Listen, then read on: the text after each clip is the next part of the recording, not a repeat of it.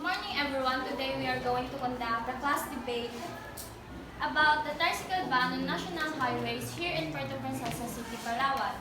We have here our two groups, the Perseus and the Daedalus team, the affirmative team and the negating team.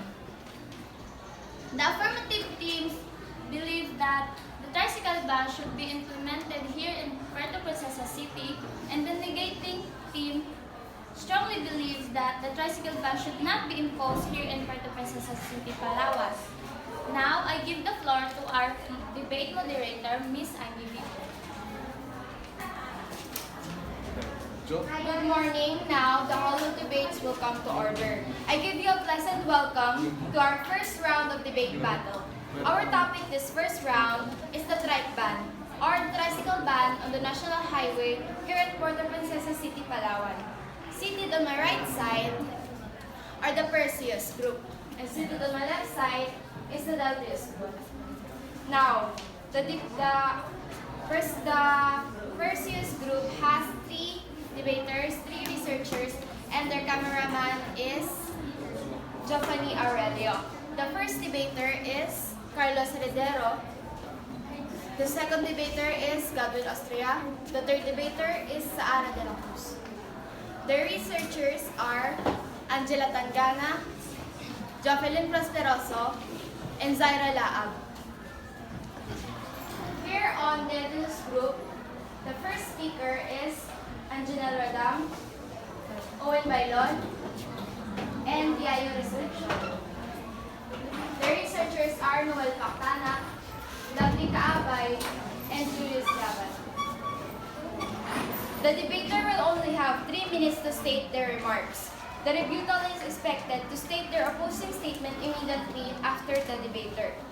When each debator sits down, it is expected that the second debater or the next debater will immediately go up on stage. The 3 minutes for each debater will be timed upon by the resultant. Now, let us open our debate battle. I call upon the first speaker, Angela Radam, to deliver the resolution and outline of your case. Good morning, everyone. Well, I agree on the revival of tricycle ban on national highways in Puerto Princesa. It is needed to be implemented because it was part of law aiming for the safety of everyone. The guidance should be implemented for it is rooted in the public safety.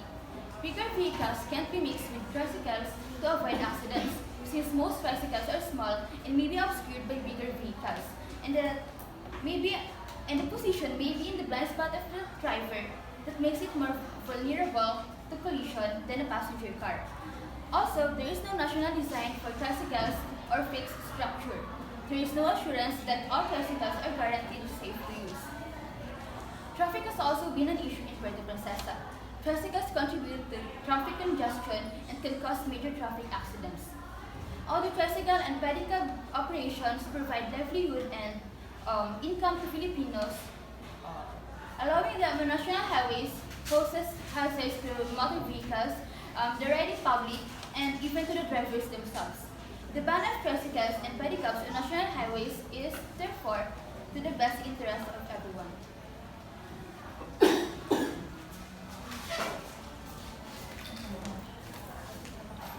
I thank the first affirmative speaker for their wonderful speech debate. Now I call upon the first negate speaker, or the opposing side, Carlos Heredero. Please state your case. If tricycles were to be banned from national highways, where would their main source of income would come from? Aside from their livelihood, we, the students, and other people would be highly affected by this order. People have no other choice but to commute in multicabs, making it a major disadvantage, especially for people who have multiple carriages. During rush hours, multicabs would be easily occupied, making it hard for other people to commute. While during late hours, multicabs rarely travel in the highways, making it nonetheless hard for the riding public.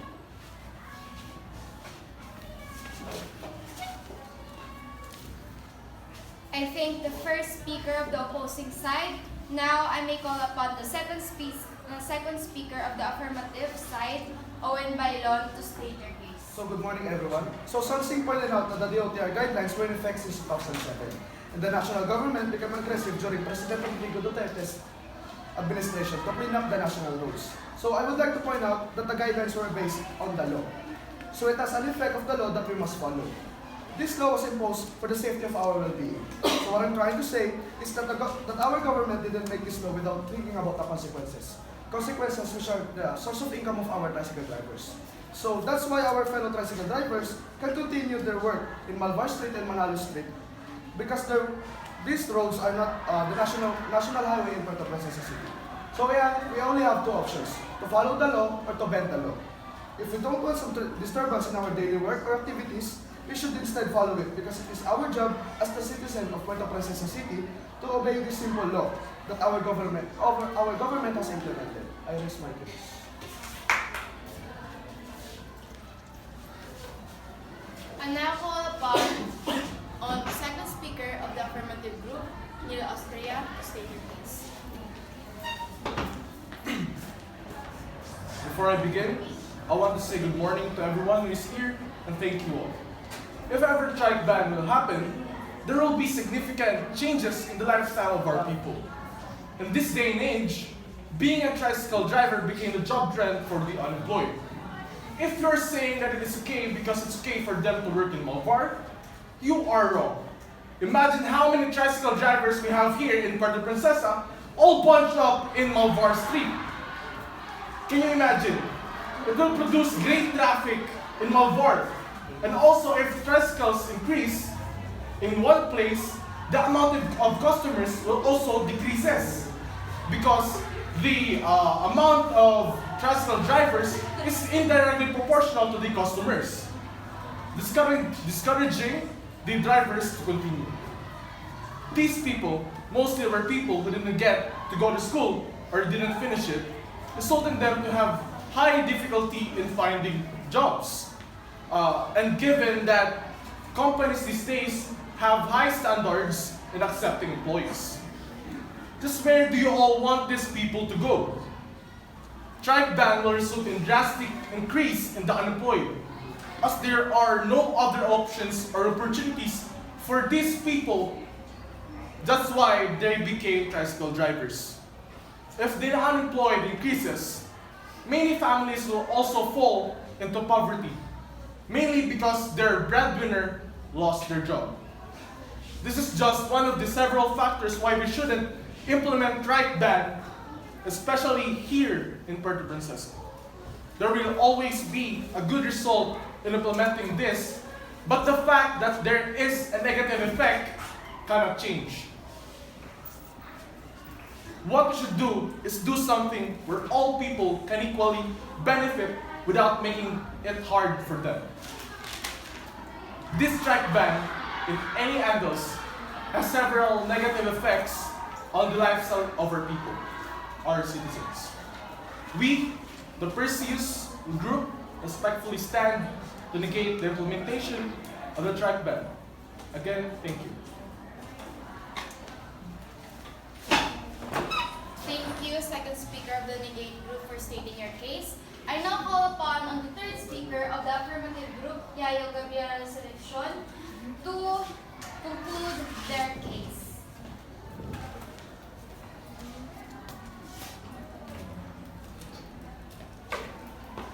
I will now stand for my case. This implementation of Tricycle Ban has been imposed way back 2018 to reduce the traffic accidents along National Highway. This banishment of tricycle is good. If you think about the consequences and outcomes of this implementation, there would be great results to follow. A little sacrifice for a great change. Yes, that's the motto. Yes, the income of the tricycle drivers will decrease.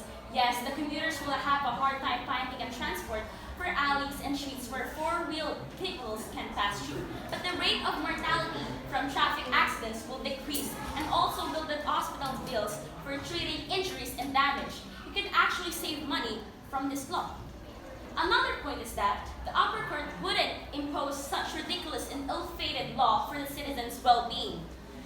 One must remember that before such law is published, the legislative branch will investigate and experiment every crook and every nook of the supposed publicized work. We have lives and keep us away from harm if they see fit. And Tricycle Ban is one of them. DOTR Senior Consultant Alberto Swansing stated during an interview that the ordinance was imposed for the safety of the well-being of the citizens. He also stated that no pedicabs or tricycles drivers should travel along the national highway utilized by four-wheeled vehicle greater than 4 tons and for the big roads for the danger of the road accidents. But the city governance of Puerto Princesa fortunately publicized an ordinance that only selected avenues along national highways will be banned from the ordinance because most of the people here need tricycle transport to ride on. To end my case, I must say that the upper groups impose laws for our safety. It doesn't mean any harm. If an individual doesn't like such rules, it is up to them whether they'll obey or not. Remember, the guidelines were based on the laws, and the laws protect us from harm if you follow properly. That is all. Thank you.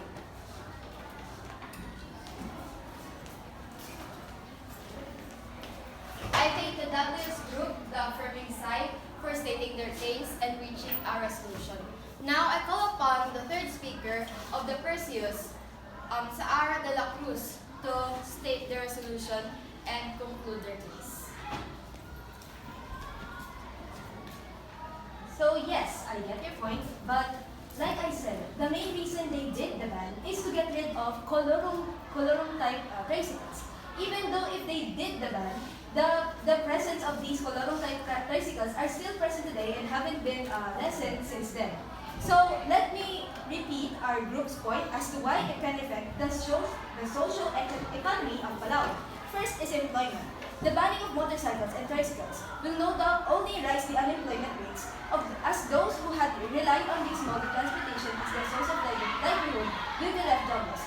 We're in the Philippines, and employment is really high in here. So if we add more to this percent of unemployment, it will just add problems. Next is poverty. The direct consequence of the impending unemployment is poverty. The majority of the riders live in poverty and rely on the meager amounts they make from their daily wage, hence taking away their source of income. Third is crime. What happens when unemployment rates are high and poverty becomes the order of the day? Crimes like armed robbery and petty theft become predominant. They only do this for the sake of survival for their families. Fourth is traffic congestion. Motorcycles and tricycles provide effective alternatives for cars and buses, and they no doubt brought some level of relief to the millions of daily road users. Banning them will lead to worse traffic conditions. The fifth effect on business. This ban is set to adversely affect ride-hailing startups, which have invested millions of pesos in equipment and taxes. More so, staff and riders will be laid off, and the businesses might eventually close down. I stand in uplifting the tricycle ban.